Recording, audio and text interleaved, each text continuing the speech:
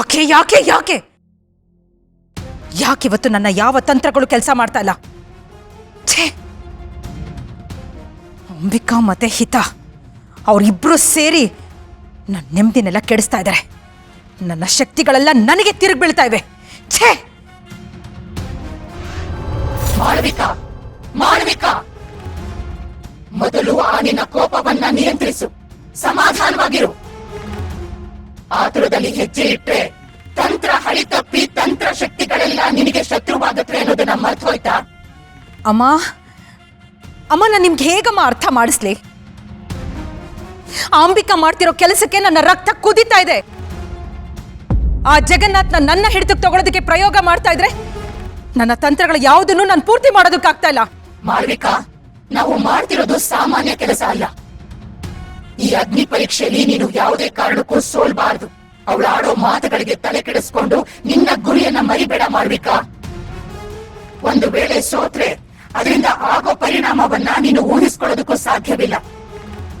ಅದರಿಂದ ನಮ್ಮಿಬ್ಬರ ಸರ್ವನಾಶ ತಪ್ಪಿದಲ್ಲ. ಅದಕ್ಕೆ ಹೇಳ್ತಿದ್ದೀನಿ, ಸಿಟ್ಟನ್ನ ಬದಿಗಿಟ್ಟು ತಂತ್ರದ ಮೇಲೆ ಗಮನ ಹರಿಸು. ತಂತ್ರ ವಿದ್ಯೆಗಳೇ ನಮ್ಮನ್ನ ಕೈ ಹಿಡಿಬೇಕು. ಹೇಗಮ್ಮ? ನಾನು ಶಾಂತವಾಗಿರೋದಕ್ಕೆ ಅವಳು ಆ ಅಂಬಿಕಾ ನನ್ನ ಬಿಡ್ತಾ ಇಲ್ವಲ್ಲ. ದಿನ ಪೂರ್ತಿ ನನ್ನ ಅಕ್ಕಪಕ್ಕನೆ ಸುತ್ತುತ್ತಾ ವ್ಯಂಗ್ಯವಾಗಿ ಮಾತಾಡ್ತಾ ನನಗೆ ಅವಮಾನಿಸ್ತಾ ಇದ್ದಾಳೆ. ಎಕ್ಕಶ್ಚಿತ್ ಒಂದು ಗಾಳಿ ನನ್ನ ತಲೆ ಕೆಡಿಸ್ತಾ ಇದೆ. ಅದು ಅದು ನನ್ನಿಂದ ಸಹಿಸೋದಕ್ಕಾಗ್ತಾ ಇಲ್ಲ. ಮಾಳವಿಕಾ, ಆ ಅಂಬಿಕಾ ಏನ್ ಮಾಡ್ತಾಳೆ ಅಥವಾ ಅವಳಿಗೆ ಏನ್ ಬೇಕು ಅನ್ನೋದು ನಮಗೆ ಅಷ್ಟು ಮುಖ್ಯ ಅಲ್ಲ. ಯುದ್ಧದಲ್ಲಿ ಮಾತುಗಳು, ಅವಮಾನಗಳು ಕೂಡ ಅಸ್ತ್ರಗಳೇ. ಅದಕ್ಕೆ ಮೌನ ಮತ್ತು ಸಹನೆ ಸರಿಯಾದ ಪ್ರತ್ಯಾಸ್ತ್ರ. ಅದ್ ಹೇಗ್ ಸುಮ್ನೆ ಇರ್ಲಿ ಮಂಜರಿ ಅಮ್ಮ? ಅವಳು ಈಗಾಗ್ಲೇ ದಾಕ್ಷಾಯಿಣಿನ ಕಲ್ಲಿನ ಸೆರೆಯಿಂದ ಬಿಡಿಸಿದಾಳೆ. ದಾಕ್ಷಾಯಿಣಿ ಹೊರಗೆ ಬಂದ್ರೆ ನಮಗೆ ಕಂಟಕ ಅಲ್ವಾ? ಮಾಳವಿಕಾ, ಇದನ್ನ ನಾನು ನಿನಗೆ ಮೊದಲು ಹೇಳಿದ್ದೀನಿ. ಆ ಅಂಬಿಕಾ ದಾಕ್ಷಾಯಿಣಿನ ಕಲ್ಲಿನ ಸೆರೆಯಿಂದ ಹೊರಗೆ ತಂದಿರಬಹುದು, ಆದ್ರೆ ಅವಳಿಗೆ ನಮ್ಮ ಉದ್ದೇಶಗಳು ಗೊತ್ತಿಲ್ಲ. ದಾಕ್ಷಾಯಿಣಿ ವಿಗ್ರಹವಾಗಿದ್ದಾಗ್ಲೇ ನಾವು ಅವಳ ಬುದ್ಧಿಗೆ ದಿಗ್ಬಂಧನ ಹಾಕಿದೀವಿ, ನೆನಪಿದ್ಯಾ?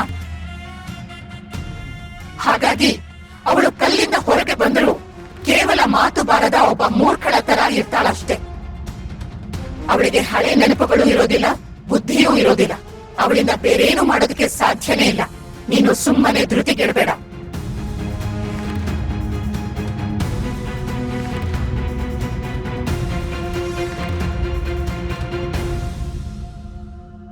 ಇಲ್ಲ, ಅಮ್ಮ ಹೇಳಿದ್ರು ಅಂತ ನಾ ಸುಮ್ಮನೆ ಕೂರಬಾರ್ದು.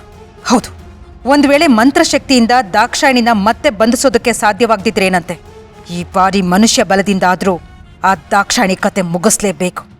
ದುರ್ಗಾ, ಅಂಬಿಕಾ, ಶಂಭು ಇವ್ರು 3 ಜನ ಸೇರಿ ದಾಕ್ಷಾಯಿಣಿಗೆ ಸಹಾಯ ಮಾಡೋದಕ್ಕೆ ಬಂದರೂ ನಾನು ಬಿಡೋದಿಲ್ಲ. ಅವರೆಲ್ಲ ಒಂದಾಗೋ ಮುಂಚೆನೇ ದಾಕ್ಷಾಯಿಣಿ ಕತೆನ ಮುಗಿಸ್ಬಿಡ್ತೀನಿ.